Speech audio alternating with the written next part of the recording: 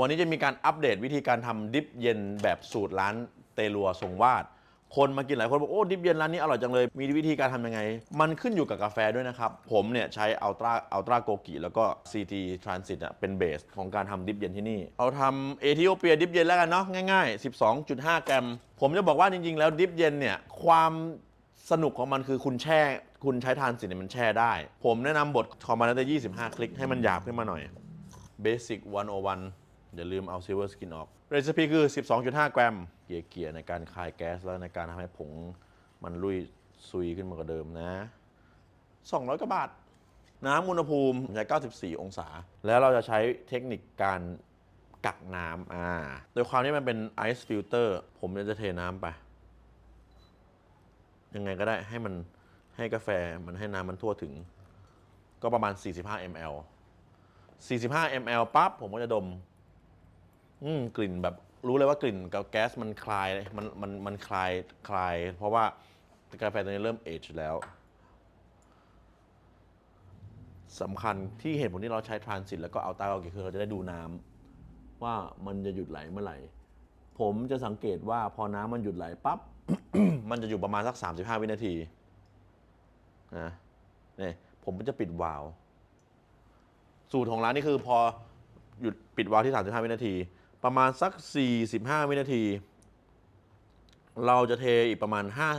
55คือให้ถึง100ให้เทถึง100แล้วก็เทไปเลยให้ถึง100ไม่ต้องซีมันเทยังไงก็ได้เพราะว่าเราปิดวาล์วไปแล้วเหตุผลที่เราปิดวาล์วรอบนี้ก็คือ1น้ำกาแฟมันผ่านไปเพื่อไล่แก๊ส2เราปิดวาล์วเพื่อให้เม็ดกาแฟกับน้ำเนี่ยมีคอนแทคไทม์ที่นานขึ้น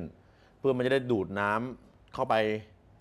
แล้วก็ให้ความร้อนมันไปทำให้เมล็ดกาแฟมันเปิดง่ายขึ้นเพราะเวลาทำดิฟเย็นเราต้องการให้เขาแบบหลั่งสารให้มันเยอะคือว่าพวกกรดพวกน้ำตาลพวกอะไรให้มันระเหยออกไปละลายออกไปเยอะที่สุดแล้วเราก็จะรอ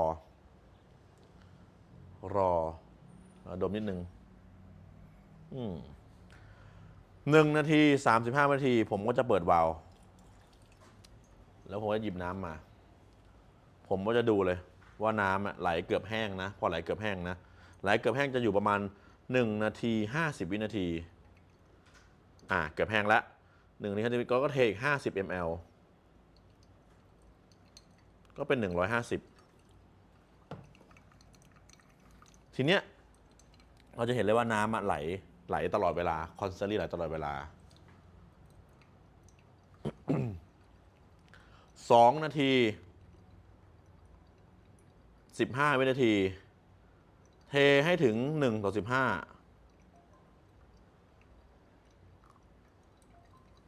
คือผมที่ผมพูดว่าให้เท1:15เพราะอะไรเพราะเผื่อคุณจะใช้กาแฟ15 กรัมถูกไหมแล้ว ratio out นี่แหละคือตัวสำคัญของการทำฟิลเตอร์เย็นบางคนเนี่ยรอให้กาแฟแม่งแบบ เดรนจนหมดแล้วมันก็จะบางเฉียบ ratio out เนี่ยเราต้องการแค่10 ถึง 10.5 ผมคิดว่าส่วนตัวแล้วกาแฟเอธิโอเปียวอชเนี่ย 10.5 เนี่ยดี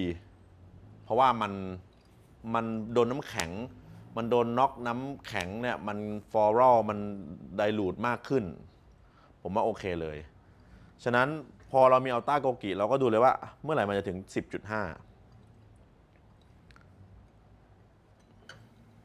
นี่คือสูตรที่ร้านเลยนะสูตรที่ร้านที่ทำปัจจุบันเลย 10.1 10.2 10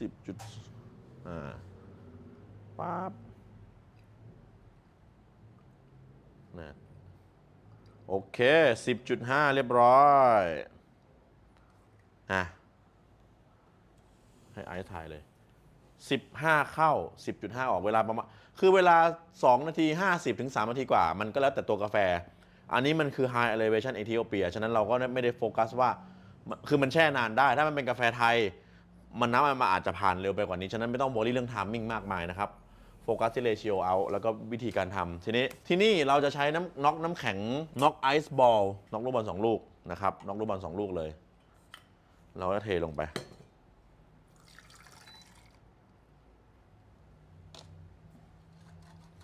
ทิ้งไว้ คือไอเนี้ยมันจะอยู่ในตู้ฟรีเซอร์เลยทุกคนก็คงทำเหมือนกันหมดแหละ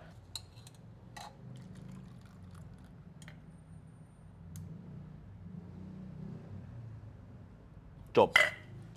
ไอซ์ฟิลเตอร์สูตรเตลัว BKK ทรงวาดคนนี้อาจารย์น้ำแข็งนะวันนี้มันแก้วผมมา